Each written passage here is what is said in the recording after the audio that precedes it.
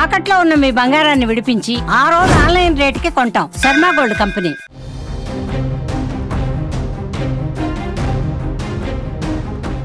Welcome to Suman TV. ప్రస్తుతం నేను SLBC project ఎక్కడైతే ప్రారంభమవుతుందో ఆ ప్లేస్లో ఉన్నాను.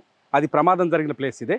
అయితే ఎస్ఎల్బిసిలో ప్రమాదం జరగడానికి ఎన్ని రోజులు వర్క్ జరిగింది, ప్రమాదం జరగడానికి ముందు ఎన్ని రోజులు పని జరిగిందంటే కేవలం 4 రోజులు మాత్రమే.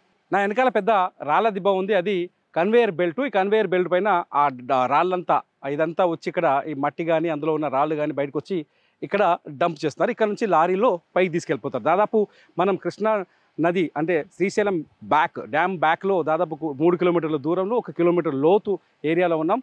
ఒక 600 మీటర్ల లోతుకి వెళ్తే ఇక్కడ వాటర్ కృష్ణా నీళ్ళని కూడా మనం టచ్ చేయొచ్చు. ఇక్కడ నుంచి మట్టిని పైకి తీసుకెళ్తారు. ఈ రాళ్ళని కానీ రప్పలు కానీ మట్టిని పైకి తీసుకెళ్తారు.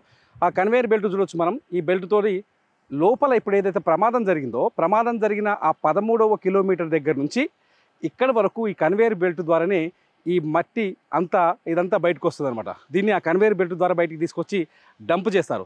ఇది ఈ 4 రోజుల్లో మాత్రమే తవ్విన మట్టి. దీన్ని ఇప్పుడు ఇక్కడ ఈ మట్టి దిబ్బల్ని మనం చూస్తే కేవలం 4 రోజులు తవ్విన మట్టి అనమాట. ఆ కన్వేయర్ బెల్ట్ ద్వారా అది వచ్చి ఇక్కడ డంప్ చేస్తున్నారు. ఈ కన్వేయర్ బెల్ట్ ఎలా పనిచేస్తుందంటే టీబీఎం అన్నాం కదా, ఇప్పుడు ఏదైతే మనుషులు 8 మంది కూరుకుపోయి ఉన్నారో, మట్టి కూరుకుపోయిందో, ఆ వర్క్ చేస్తుందో ఆ టీబీఎంకి ఈ కన్వేయర్ బెల్ట్ కనెక్ట్ అయి ఉంటుంది.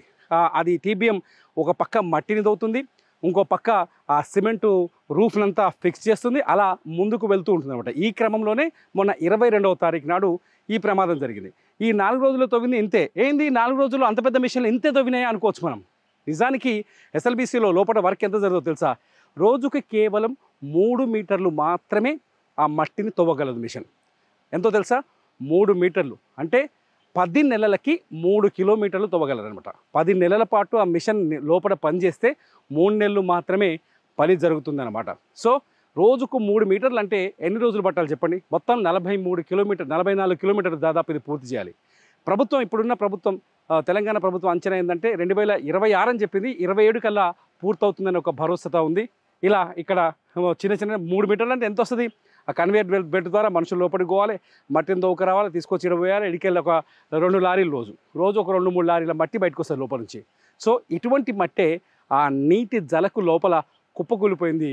ఆ మట్టి కింద ఇప్పుడు మనుషులు చేరారు. అయితే ఇక్కడ కొంత ఆశాజనకమైన విషయం ఏంటంటే ఏదైతే మట్టి ఫాల్ జరిగిందో, అక్కడ ఏదైతే మట్టి కుప్పకూలిందో ఆ మిషన్ ఏదైతే టీబీఎం ఉందో, టీబీఎం లోపల కొంచెం అంటే ఓ కవరేజ్ ప్లేస్ ఉందని, అక్కడ స్పేస్ ఉంది, అలా ఫోన్లు కొంత రింగ్ అవుతున్నాయని చెప్పేసి ఎన్డీఆర్ఎఫ్ వాళ్ళు చెప్తున్నారు, లోపలికి వెళ్ళిన వాళ్ళు చెప్తున్నారు, ఆపరేషన్ని చేస్తున్న వాళ్ళు.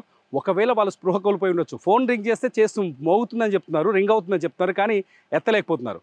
ఒకవేళ వాటర్ ఉంది అక్కడ పూర్తిగా 11 కిలోమీటర్ల వరకు వాటర్ లేదు, కానీ 11 కిలోమీటర్ నుంచి 12 కిలోమీటర్ వరకు 1.5 ఫీట్ వాటర్ ఉంది. 12 నుంచి 10 లాస్ట్ వరకు 2 ఫీట్ల వరకు వాటర్ ఉన్నట్టు చెప్తున్నారు. ఒకవేళ మిషన్ నీళ్ళలో మునిగిపోయి ఉంటే, వాళ్ళు బయట ఉండి మట్టిలో కూరుకుపోయి ఉంటే ఫోన్లు పాడైపోయేటివి. ఫోన్లు బాగానే ఉన్నాయి కాబట్టి అందులో ఉన్న వాళ్ళు బతికే ఛాన్సెస్ ఎక్కువగా ఉన్నాయనేది కూడా ఒక అంచనాగా తెలుస్తుంది. మొత్తానికైతే ఆపరేషన్ ఇవాళ కూడా కొనసాగుతుంది. కాసేపట్లో కొంత అప్డేటెడ్ విషయాలు తెలిసే అవకాశం ఉంది. ఇది మొత్తానికి చాలా సింపుల్గా చెప్పాలంటే ఈ మట్టి గురించి చెప్తే రోజుకు 3.5 మీటర్లు మాత్రమే తవ్వుతారు. ఆ 3.5 మీటర్లు తవ్వే కెపాసిటీ మాత్రమే టీబీఎంకి ఉంది. ఆ 3.5 మీటర్ల మట్టిని బయటకు తీసుకెళ్తారు. సో ఇలా ప్రాజెక్టులు సాధారణంగా మెల్లగా జరుగుతాయి, చాలా జాగ్రత్తగా జరుగుతాయి. సో ఇదనమాట అసలు కథ.